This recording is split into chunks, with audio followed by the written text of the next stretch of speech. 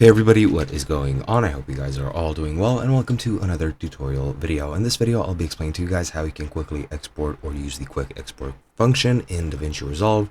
So let's get right into it. Now, quick export is just basically a one button press, and then you can export your video as is without any strings attached, and you can do that very easily. As you can see at the very top toolbar, call it whatever you want. I'm in the edit page, but it is pretty much the same for the cut page, edit page, whatever you are. You'll have this quick export button, which you can press. Keep in mind, this is Davinci Resolve 18 and above. And if I go into Davinci Resolve, or rather file, if I go into file, you also have this quick export option available to you. If you click on that, you'll get this sort of menu, and here you can select which sort of, well, frame or type of video you want to export. You have these presets for YouTube, Vimeo, Twitter, Dropbox, presentations, TikTok, etc. For these, you need to sign in to publish directly to them. However, you can just select them and export them very easily. You also have these masters or the hyperdeck preset, which you can use. And once you select the one you want, let's say the 265 master, just click export, and then you'll have to select where you want this to go.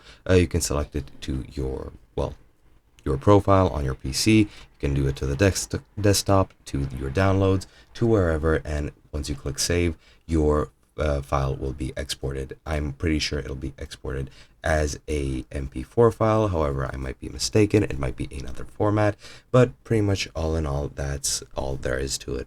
Once this is done, this video will be exported into my PC where I selected it to go, and that's pretty much it. Hope you guys enjoyed, and I'll be seeing you guys in another video.